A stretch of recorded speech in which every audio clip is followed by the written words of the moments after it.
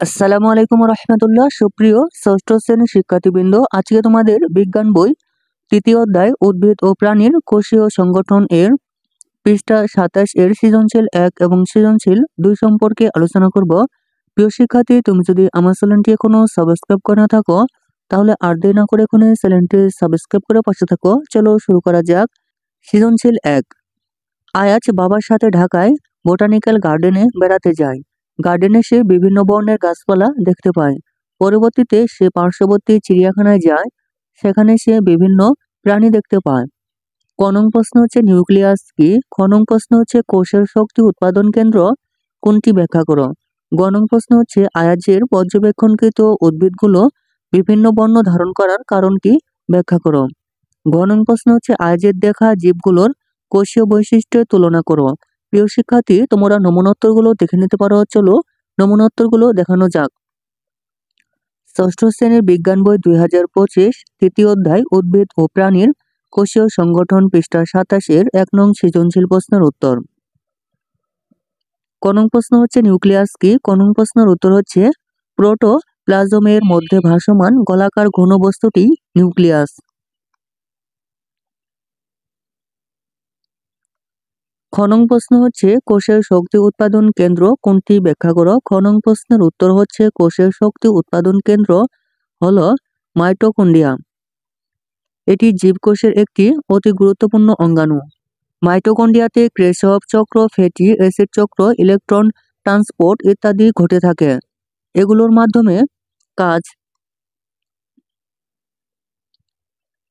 মাধ্যমে কাজ করার শক্তি উৎপন্ন হয়ে থাকে।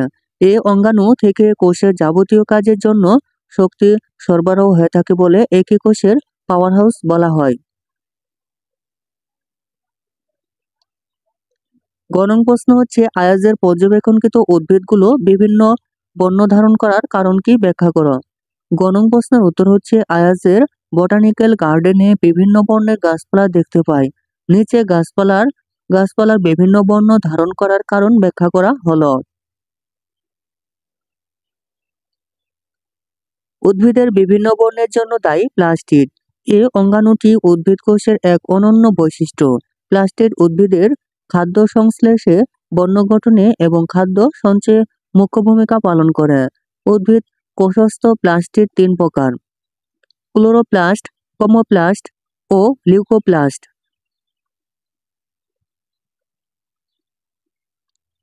এদের মধ্যে ক্লোরোপ্লাস্ট সবুজ অংশে থাকে এবং সবুজ বর্ণের ক্লোরোফিল নামক রঞ্জক পদার্থ ধারণ করে।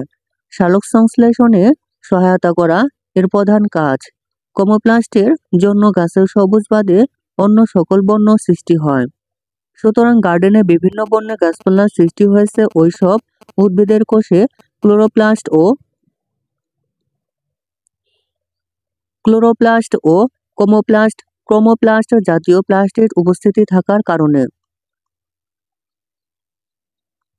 ঘ নং প্রশ্ন হচ্ছে আয়াজের দেখা জীবগুলোর কোষীয় বৈশিষ্ট্যের তুলনা করো।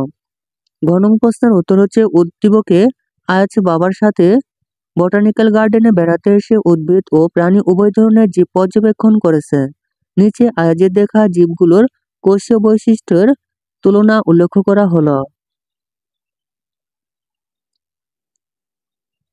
1 নম্বর হচ্ছে উদ্ভিদ কোষে প্লাজমা পর্দার বাইরে সেলুলোজের তৈরি কোষ প্রাচীর থাকে, কিন্তু প্রাণী কোষে শুধু প্লাজমা পর্দা থাকে, কোষ প্রাচীর থাকে না।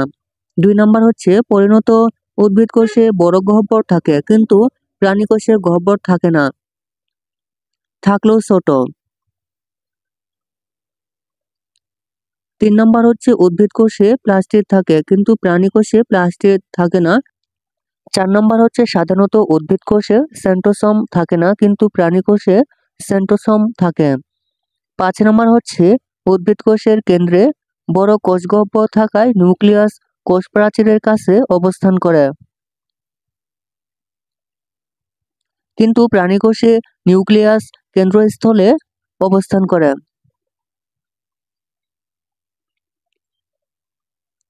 সৃজনশীল 2 সেন্ট্রোসোম, নিউক্লিয়াস, ছোট কোষগহ্বর, বড় কোষগহ্বর, ক্লোরোপ্লাস্ট, কোষ প্রাচীর।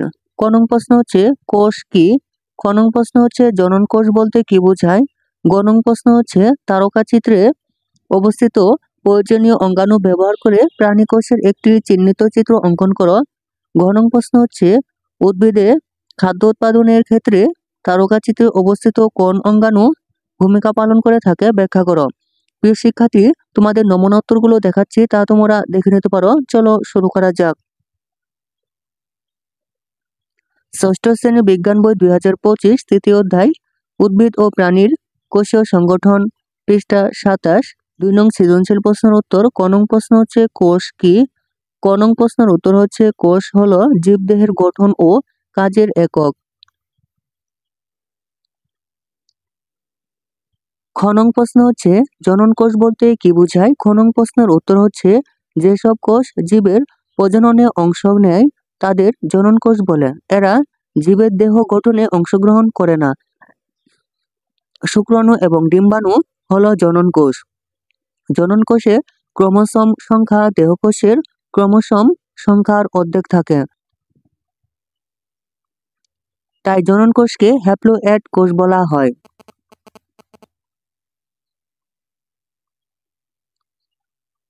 গ নং প্রশ্ন হচ্ছে তারকা চিত্রে অবস্থিত প্রয়োজনীয় অঙ্গাণুগুলো ব্যবহার করে প্রাণী কোষের একটি চিহ্নিত চিত্র অঙ্কন করো। গ নং প্রশ্নের উত্তর হচ্ছে তারকা চিত্রে দেওয়া আছে অঙ্গাণুগুলো হলো ছোট কোষগহ্বর, নিউক্লিয়াস, কোষ প্রাচীর, সেন্ট্রোসোম, বড় কোষগহ্বর ও ক্লোরোপ্লাস্ট। তারকা চিত্রটিতে অবস্থিত প্রয়োজনীয় অঙ্গাণু ব্যবহার করে প্রাণী কোষের একটি চিহ্নিত চিত্র নিচে অঙ্কন করা হলো। প্রিয় শিক্ষার্থী, তোমরা চিত্রটি দেখে নিতে পারো। চিত্র হচ্ছে প্রাণী কোষের চিত্র।